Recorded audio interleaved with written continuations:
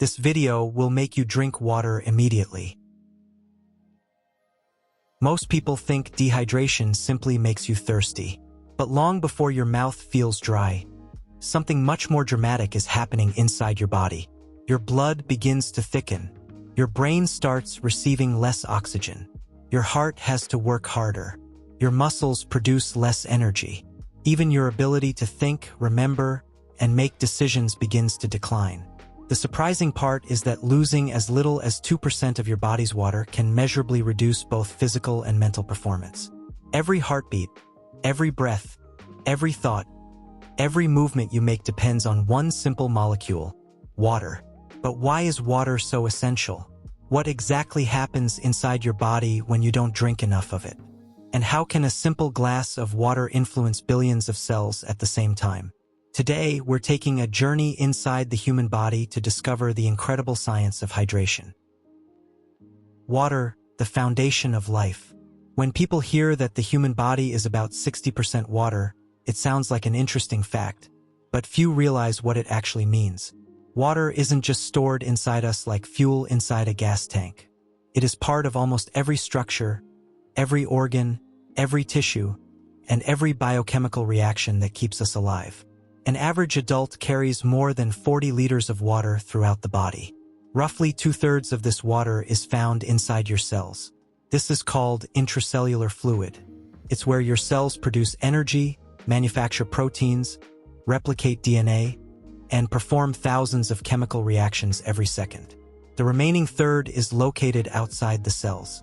This extracellular fluid surrounds tissues, fills the spaces between cells, circulates through the bloodstream, and transports nutrients, hormones, oxygen, and immune cells throughout the body. Different organs contain different amounts of water. Your blood is made up of about 90% water, allowing it to transport oxygen and nutrients efficiently. Your brain contains approximately 73% water. Your muscles are nearly 75% water. Even your bones, which seem completely solid, are about 30% water. In other words, water isn't simply something you drink. It is literally part of you. Every second, water molecules move continuously between your bloodstream, your organs, and billions of individual cells, maintaining a delicate balance that allows your body to function normally. The moment that balance begins to shift, every organ must adapt. And the first organ to notice that change is your brain. Your brain runs on water. Although your brain represents only about 2% of your body weight, it consumes roughly 20% of your body's oxygen and energy. To sustain this enormous demand, it depends on an uninterrupted supply of blood, and blood depends on water. When you're properly hydrated, blood flows smoothly through tiny vessels called capillaries, delivering oxygen and glucose to billions of neurons. These neurons communicate through electrical impulses generated by the movement of charged particles known as electrolytes. Sodium, potassium, calcium, chloride. These ions create tiny electrical currents that allow your brain to think, remember, learn, and control every movement in your body. Water serves as the medium that allows these electrolytes to dissolve, move freely, and maintain the precise concentrations required for neurons to function correctly. Without enough water, this delicate electrical balance begins to fail. As dehydration progresses, blood volume decreases. To compensate, your heart pumps faster in an attempt to maintain circulation. However, despite working harder, less blood reaches certain regions of the brain. This reduces the delivery of oxygen and glucose, the brain's primary fuel. The result? Neurons become less efficient. Communication between brain cells slows down. Reaction times increase. Attention begins to fade. Memory becomes less reliable. Decision-making becomes more difficult. You may even experience irritability, headaches, or mood changes. What's fascinating is that many people blame stress, poor sleep, or lack of motivation, when in reality, mild dehydration may be contributing to the problem. Studies have shown that even relatively small losses of body water can impair cognitive performance. Your brain simply cannot operate at full capacity without proper hydration. But your brain isn't the only organ affected. Deep inside every one of your cells, another crucial process begins to suffer: the production of energy itself. Water and the energy inside every cell. Every movement you make, from blinking your eyes to running a marathon, requires energy. That energy comes from a molecule called ATP, often described as the energy currency of the cell. ATP is produced inside tiny structures known as mitochondria. These microscopic organelles continuously convert nutrients and oxygen into usable energy. But here's something many people don't realize. Virtually every step of cellular metabolism depends on water. Water participates directly in countless biochemical reactions. It helps enzymes function properly.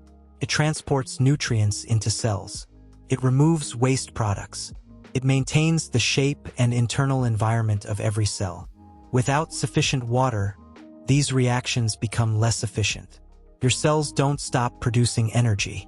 They simply produce it less effectively. As dehydration progresses, blood volume decreases, reducing the delivery of oxygen and nutrients to working muscles. Your heart must beat faster to compensate. Meanwhile, your muscles receive fewer resources while demanding more energy. The result is early fatigue. You feel tired sooner. Your endurance drops. Your strength declines. Recovery becomes slower. Athletes have long known that even mild dehydration can significantly reduce performance. But dehydration affects much more than endurance. Water also plays a vital role in regulating body temperature. Whenever your muscles generate heat during exercise, your sweat glands release water onto the surface of your skin. As that sweat evaporates, it carries heat away from your body, preventing dangerous increases in temperature. Without enough water, sweating decreases. Your internal temperature rises more rapidly. Your heart experiences even greater strain. Performance falls dramatically.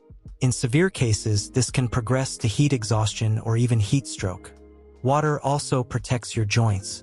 Articular cartilage contains a large amount of water, allowing joints to absorb impact while reducing friction between bones.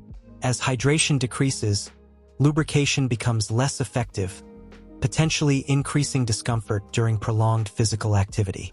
Many people also associate dehydration with muscle cramps. While cramps are complex and may involve fatigue, nerve activity, and electrolyte imbalances, inadequate hydration can certainly increase the risk, especially during prolonged exercise in hot environments where both water and electrolytes are lost through sweat. Your muscles are working harder. Your heart is working harder. Your brain is working harder. And eventually, your body reaches its limit. So what exactly happens as dehydration becomes more severe? What happens when dehydration progresses? Dehydration doesn't occur all at once. It develops gradually. At first, your body compensates remarkably well. A small increase in blood concentration is detected by specialized receptors in the hypothalamus. These receptors trigger thirst and stimulate the release of antidiuretic hormone, also known as vasopressin. This hormone signals your kidneys to conserve water by producing smaller amounts of more concentrated urine. It's an elegant survival mechanism, but it has limits.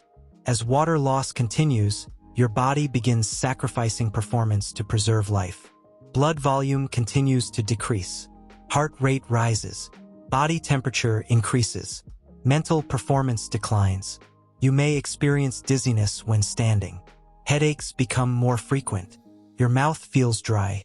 Your urine becomes darker. Fatigue becomes difficult to ignore. If dehydration continues unchecked, the consequences become far more serious. Electrolyte concentrations become increasingly abnormal. Blood pressure may fall. The kidneys receive less blood flow, reducing their ability to filter waste products. In severe cases, this can contribute to acute kidney injury. Chronic inadequate hydration may also increase the risk of kidney stones because minerals become more concentrated inside the urine, making crystal formation more likely. In hot environments, severe dehydration greatly increases the risk of heat exhaustion and heat stroke, medical emergencies in which the body's cooling system begins to fail. As body temperature rises uncontrollably, vital organs, including the brain, can suffer permanent damage if treatment is delayed. Fortunately, our bodies usually provide warning signs long before reaching that stage. The key is recognizing them. How can you tell if you're dehydrated? One of the easiest indicators is urine color. Pale yellow urine generally suggests adequate hydration. Dark yellow or amber urine often indicates that your kidneys are conserving water. Pay attention to how often you urinate. Reduced frequency may be another warning sign. Persistent thirst, dry lips, dry mouth, headaches, fatigue, dizziness, difficulty concentrating, and reduced exercise performance can all signal that your body needs more water. Remember, thirst itself is not always the earliest warning. By the time you feel intensely thirsty, your body may already be experiencing mild dehydration. So how can you stay ahead of it? Simple habits that keep you hydrated. Rather than waiting until you're thirsty, try building hydration into your daily routine. Carry a reusable water bottle wherever you go. Drink water consistently throughout the day instead of consuming large amounts all at once. Increase your water intake during hot weather or when exercising. Remember that fruits and vegetables such as watermelon, oranges, strawberries, cucumbers, and lettuce also contribute to your daily water intake. If you're exercising for long periods or sweating heavily, replacing both water and electrolytes becomes especially important. And perhaps the simplest habit of all, occasionally glance at the color of your urine. Your kidneys provide one of the easiest hydration monitors you'll ever have.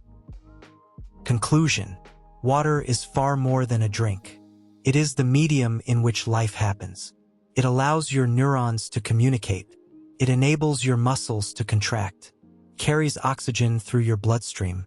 It powers the chemical reactions that produce energy inside every cell, cools your body, protects your joints, supports your kidneys, and keeps your brain performing at its best. The remarkable thing is that all of these processes are happening right now, every second of your life, completely unnoticed, until water becomes scarce. The next time you reach for a glass of water, remember that you're not simply satisfying your thirst. You're supporting trillions of cells that work tirelessly to keep you alive. Every sip helps maintain the delicate balance that allows your heart to beat, your brain to think, your muscles to move, and your organs to function in perfect harmony. Water isn't just essential for survival. It's essential for living at your best.